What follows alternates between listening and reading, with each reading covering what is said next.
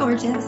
Welcome to the 5th season of the Hormone P.U.Z.Z.L.E Podcast. I'm your host, Dr. Kayla Smith, a holistic and integrative doctor specializing in fertility and hormone health. If you're looking for insights into hormones, fertility, and all things related, you've come to the right place. Tune in weekly as we record amazing experts in the field of women's health, breaking down those hormone walls, nerding out on nutrition, and having way too much fun. Whether you're beginning your journey or you've been struggling for years, we're going to finally put those pieces of your hormone puzzle back together so that you can get and stay pregnant if that's your goal, as well as eliminate all your hormone-related symptoms for good. Are you ready? This season, we're focusing closely on fertility and hormone health with an amazing lineup of expert guests sharing groundbreaking knowledge, bringing you stories and advice that will support you in your journey. We're here to lift your spirits, give you a virtual hug, inspiration, empower you, and we want you to take charge of your fertility and your health. Thank you all so much for tuning in and being amazing listeners. So now, let's get started on your road to transformation. Let's start putting those pieces of your hormone puzzle back together one step at a time. On today's show, we have Myriam Steinberg, previously the organizer of the In the House Festival, for which she was nominated for the YWCA's Women of Distinction Award. Myriam Steinberg is now an author. Her first graphic novel, Catalogue Baby, a Memoir of Infertility, has won the Vine Award for Canadian Jewish Literature in the nonfiction category, the gold medal of the Independent Publishers Award in the graphic novel category, and the gold medal of the Foreword Indies Award in the graphic novel category. It is also on the American Library Association's 2021 list of graphic novels to read.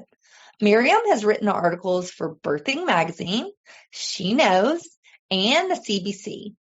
Her work has also been included in 2 anthologies, Choosing Single Parenthood, Stories from Solo Parents by Choice, and The Bloom Where You're Planted. She is currently working on her second graphic novel entitled Stick, Stay, and Grow. Today, we're talking about her book, Catalogue Baby, a memoir of infertility, as well as everything that you need to know to be single mother by choice. Now, let's welcome Myriam to the podcast. Hey, Myriam, welcome to the podcast. Thank you. Glad to be here. Yeah, I'm super excited to talk to you and talk about your amazing books. So let's dive into things. Tell me a little bit more about you, how you started working in this field, and why are you so passionate about this work? So when I was 39, 40 is when it really hit me that I wanted to have kids, and I hadn't done the things that I was supposed to do in order to accomplish that goal. And I just kind of like had that oh my goodness moment. And the person that I was dating, it didn't work out because they weren't ready for kids. And so when we broke up, mainly because of that reason, I was like, okay, so now I'm 40 and I have to figure it out. And I'd always historically had big gaps between relationships. So I was like, okay, if I don't find anybody by my birthday, which is 6 months from now, if I don't find anybody by my birthday, which is 6 months from now, then I'm going to do it on my own because I just don't have time anymore. And so my birthday rolled around. I hadn't found anybody. And so I kind of got started. And, you know, like you go into it full of optimism and full of all the things. And I actually got pregnant on my first IUI. But then I had a miscarriage, and that's when reality really hit. And as I kept going on my journey, I kept experiencing pregnancy loss, or the treatments weren't taking. And then I had a pregnancy with a genetic fetal anomaly. And so I was faced with, what do I do? Do I keep the baby? Do I not? It was just this super devastating, horrible time. And after that experience, I was like, I can't go through that anymore. And so I switched to IVF.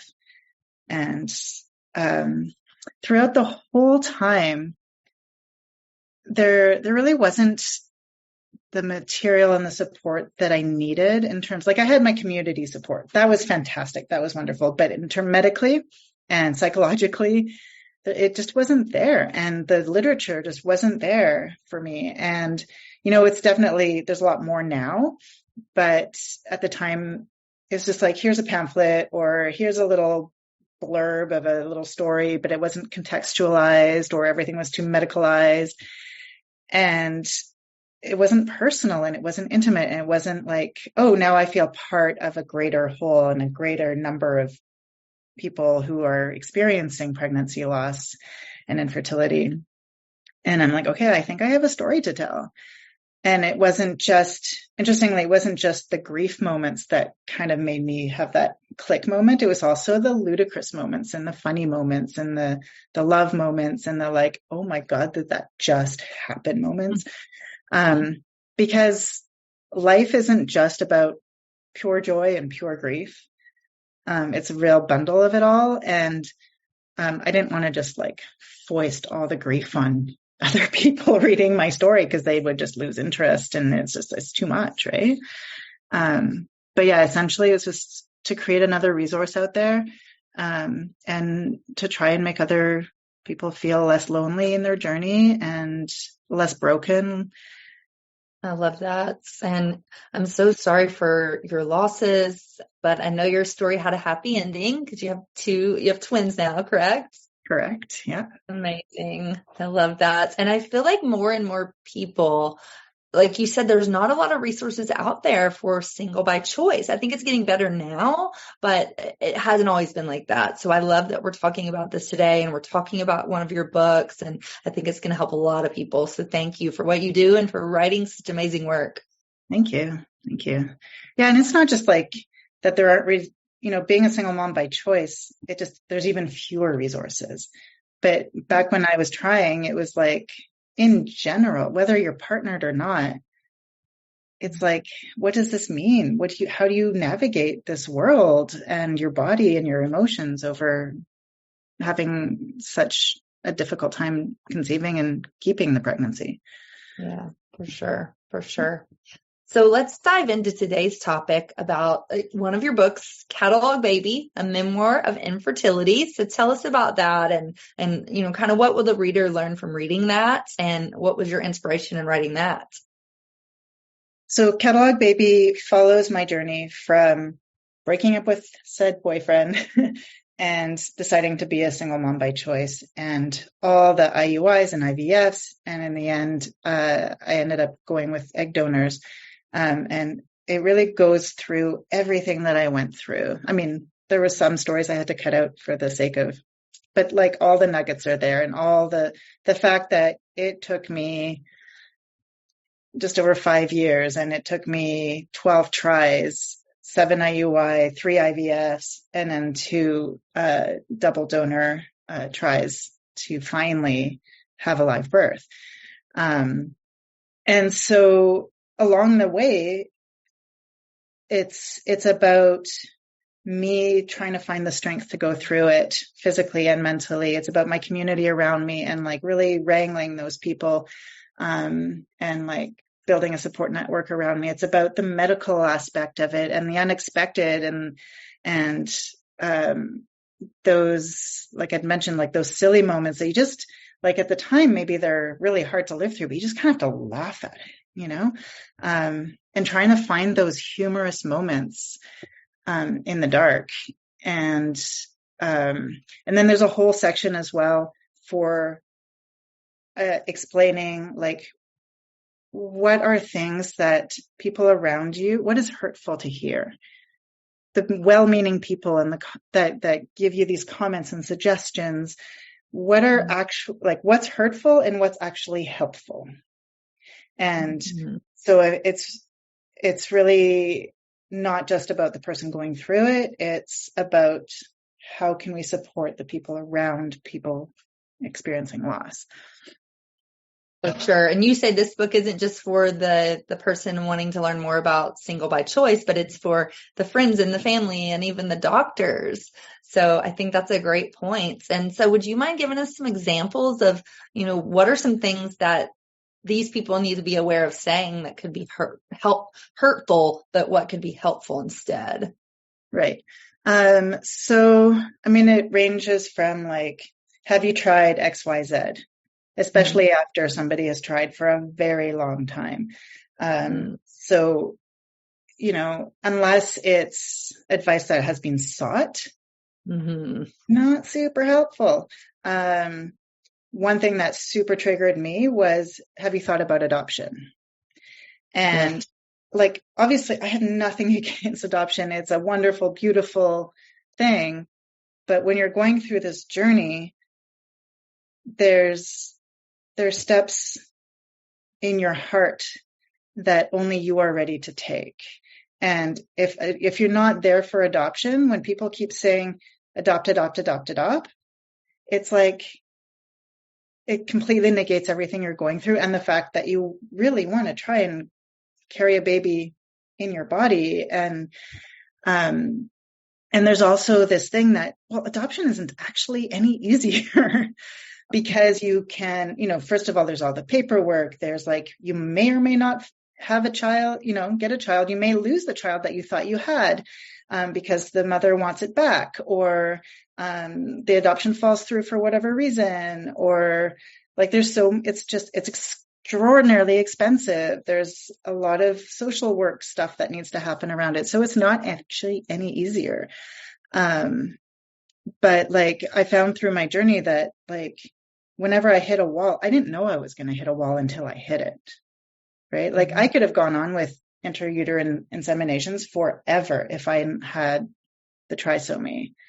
And I would have gone on with IVF forever if I hadn't realized that, actually my eggs are crap.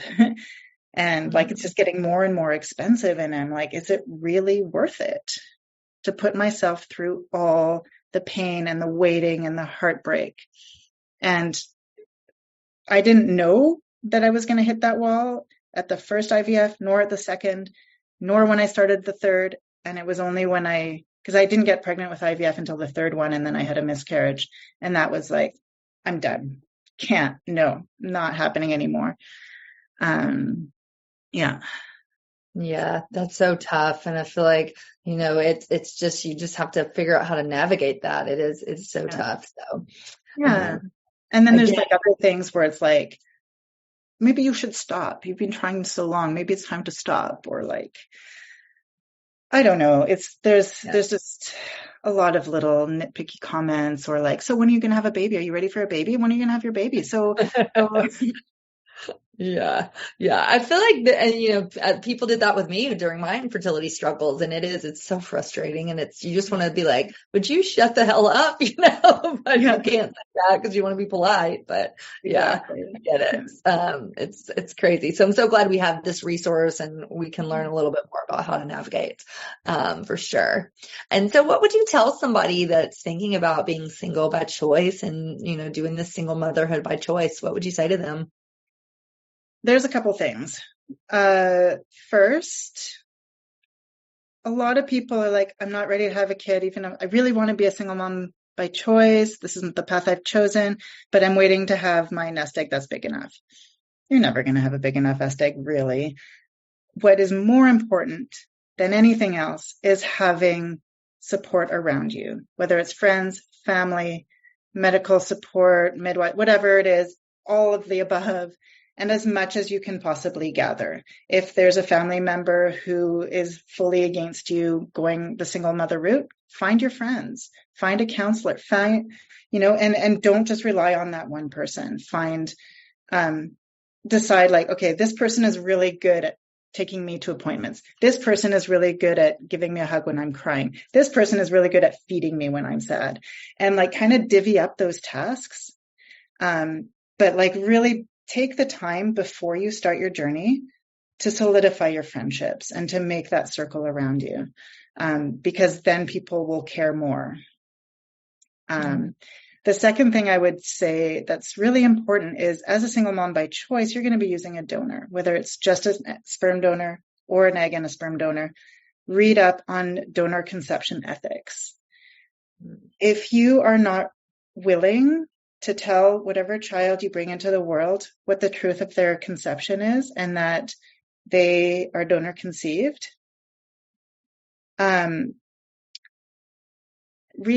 maybe rethink why you want to be a mom, why you want to be a parent, and rethink really think about why this hurts you to tell them. What are you scared of? Are you scared that they're not going to love you enough because they know? Are you scared that they won't consider you their parent?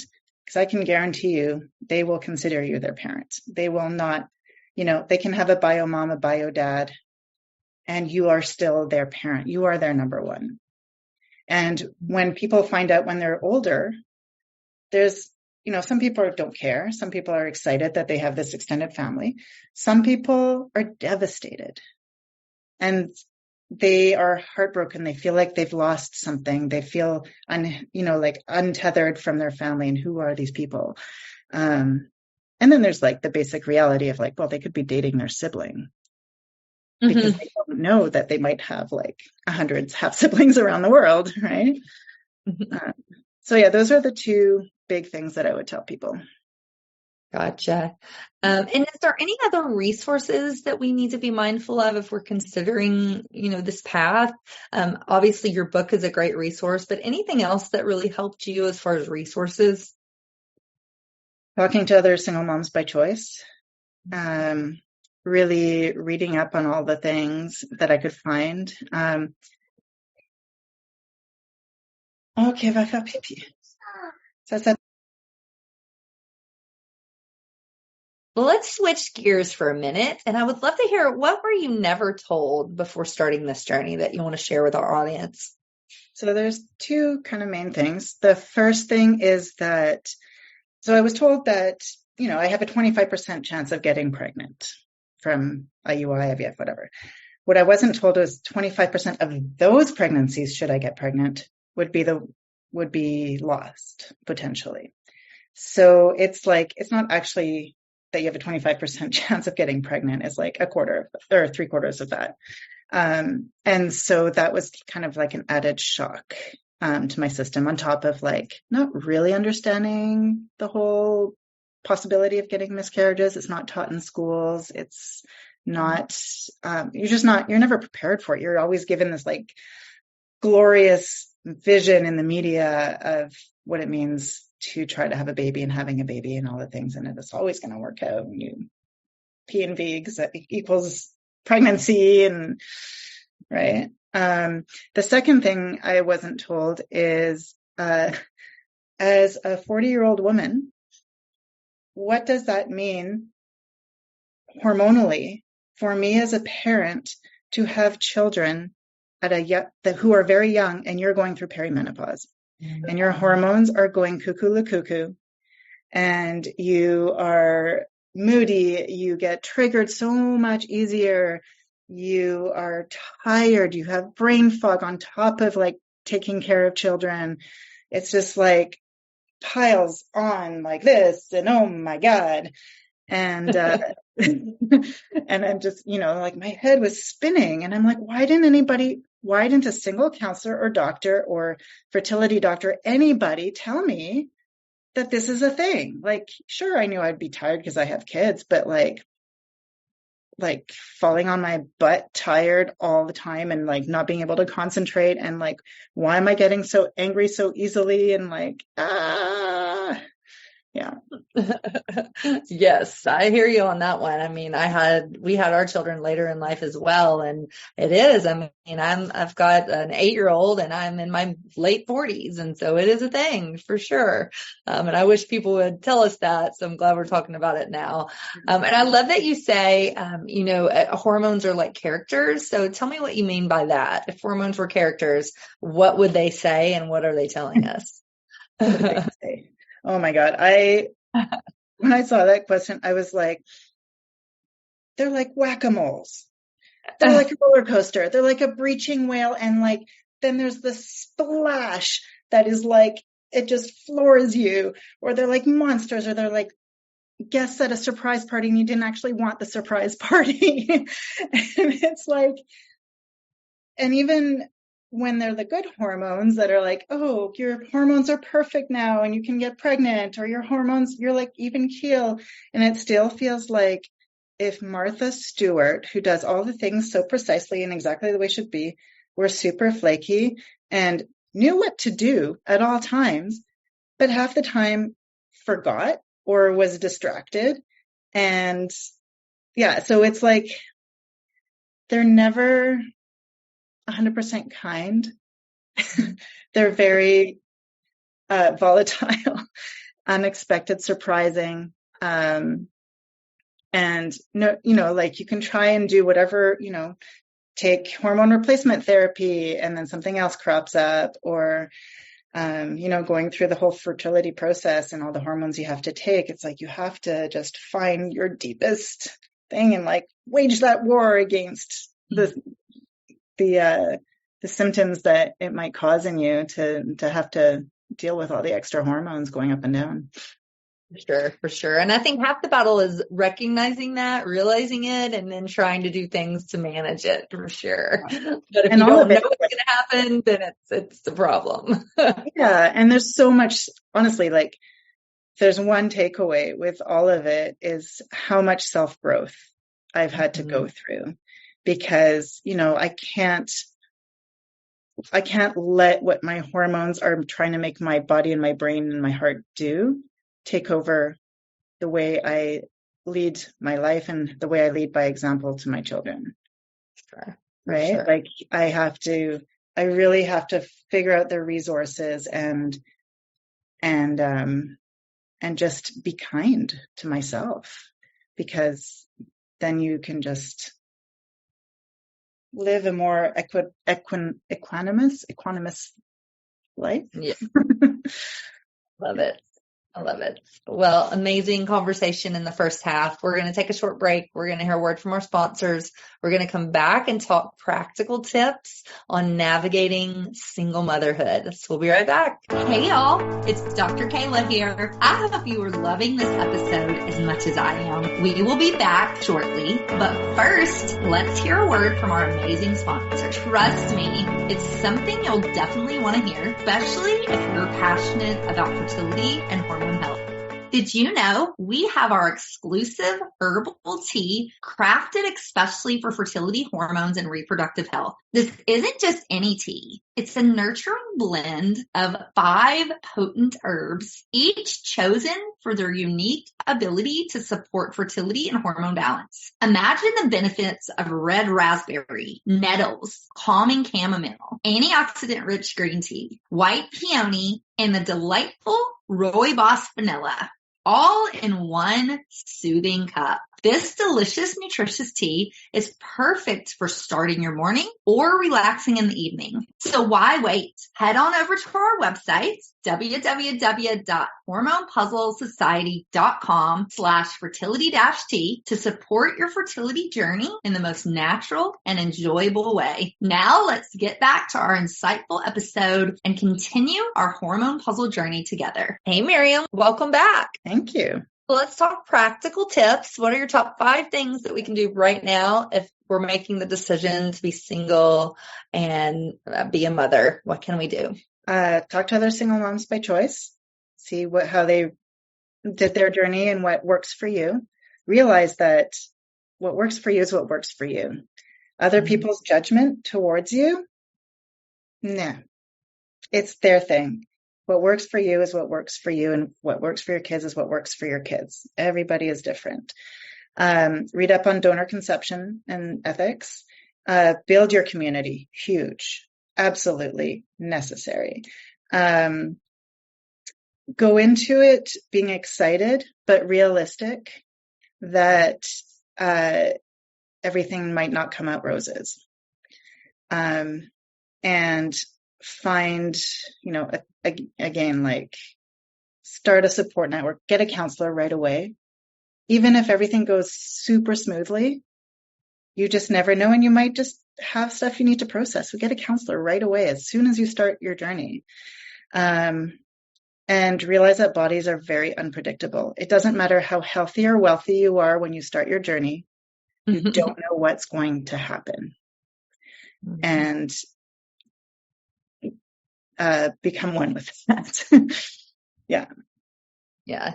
And what about physically? Is there anything that we should be prepping going into, say we're doing donor egg IVF? And so is there anything we should be doing physically with maybe nutrition or lifestyle pieces that you recommend? What really was useful for me was acupuncture and also laser acupuncture, especially when you're going into a transfer or into an egg retrieval. That seemed to just really give that extra spark. And I actually found going in terms of like supplements and all that stuff, you're going to get a list of stuff from your Western doctor, but also go to a naturopath. Like for me, I really found that there's a more holistic approach, and merging Western and naturopathy together really helps create a more balanced nutritional and just way of looking at your body and treating your body. It just really made a huge difference, because Western medicine is just, like examples were like, Western medicine was like, take melatonin while you're trying to make eggs. And melatonin did not work for me at all. Like I got really grumpy and it just like did not work. So I stopped it. And then when I went to the naturopath, she was like, oh, this is what's happening with your blood. Here, take these supplements. And all of a sudden, like everything in that section was like smoothed out and worked out really well. So that, and if you feel anxious, if you feel physically like something's wrong, but you can't put your finger on it, or even if you can put your finger on it, listen to your body, listen to your mind. It's really important. Google is a rabbit hole of anxiety-making terror. So pick and choose wisely what you look at. And you might find yourself needing to be an advocate for yourself. And so just listen to your mind and your soul and your body. If something doesn't feel right, follow that gut instinct. And, that might be in the more like mental thing of it, but it's physical as well, right? Because it'll have physical consequences. For sure. For sure. And speaking of mental, I know we talked about some things we can do with finding a support group and, finding resources like your book, but anything else we can do to nurture our mental and emotional health around this choice and as we're going through the process? The mental part, you mean? Yeah. Mental and emotional. Mm-hmm. Yeah. A lot of people swear by meditation. I wish I could meditate. My brain doesn't let me meditate. Right? Probably tells me I should be meditating more. But if you are experiencing loss or a hard time conceiving, know that social media can be your enemy. And it's okay to block friends' posts who are constantly posting about their children and their births and their ultrasounds and their seemingly perfect journey. It's okay. It's okay to not go to a baby shower. It's okay to send them a little note and saying, I'm so sorry. I'm going through a hard time. I hope you understand. I just can't do it. It's okay. They might get angry, but if they're really your friend, if they're really someone who cares about you, they will understand.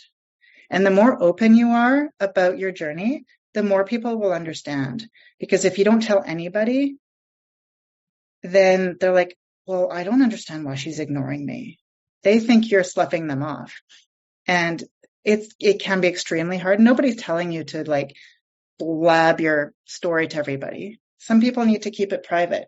But if you know that somebody's very sensitive about you not showing up to their baby shower or their christening or whatever it is, maybe just like tell them a little bit of like, I'm having a hard time conceiving. This was too hard for me. I love you. I wish you well. Here's a gift. So just take care of yourself. Like, this is the moment to be selfish, unselfishly selfish. For sure. I love that. And I love that you mentioned meditating, because we talk about that a lot on the show. And a lot of people say the same thing, like, oh, this can't quiet my brain. I can't meditate. And I love to remind people that meditation can be anything that you do that's singularly focused. It could be a walk in the park. It can be playing with your dog. It can be, cooking your favorite foods, whatever you're doing that's a singular focus, that's going to quiet your brain and allow you to calm your nervous system. So I'm with you. I can't just sit and meditate in a quiet room. I have to be doing something like that. I love that you say that. Amazing. Well, Myriam, it's been so fun having you here. I appreciate your time. Thank you so much. Let us know where we can find you and learn more about your book. Where can we get it and learn more about working with you? So my website is cataloguebabynovel.com. There's a sales page on it, so you can buy it on Amazon. You can buy it Indigo. All the bookstores have it, and if they don't, you can just request it. Libraries have it. So you can basically get it on any online and in-person platform, or you can contact me directly. And my Instagram is catalog_baby. And I love getting feedback. If you want to take a peek at various pages of my book, you can go to Webtoons and look up my book there, Catalogue Baby, and get a little sneak peek of it. I love it. It's amazing. Well, thank you so much again for being here. Any final piece of advice? What do you want to say to the people listening that maybe are trying to decide if this is the choice they want to make? What would you say to them? This is the moment to really listen to yourself and seek advice by all means.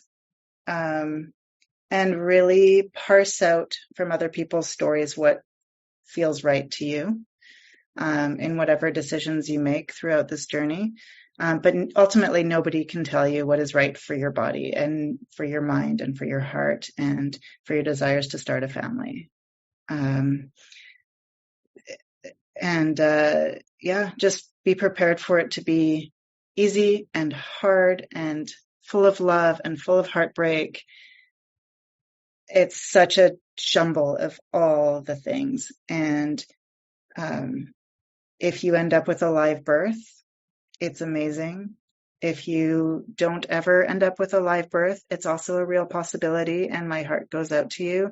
And again, in that context, find your people. I love it. Amazing. And I feel like you just described, any way you try to get pregnant, whether it's single, coupled, natural IVF, it's full of all those things you mentioned. So I love that you say that. And I completely agree. Well, thank you again for being here. Thank you. It was really wonderful.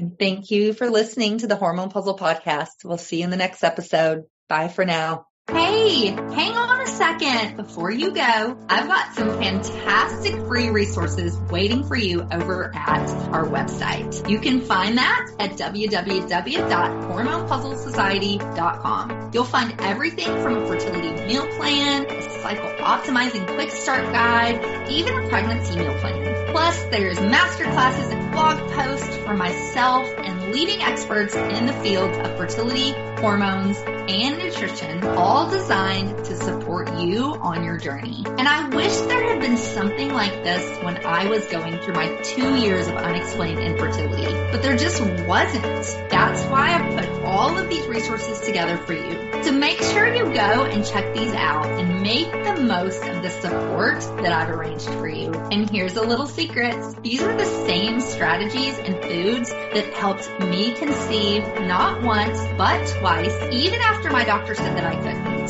So I know that these things work. Make sure that you take advantage of that. And I can't wait for you to be our next success story. Thank you so much for joining me. And remember to visit our website at www.hormonepuzzlesociety.com for the show notes of today's episode. And if you've enjoyed our time together, please subscribe and leave us a review. I so appreciate you and thank you for being a valued listener. See you on the next episode of the Hormone Puzzle Podcast. Take care and lots of love.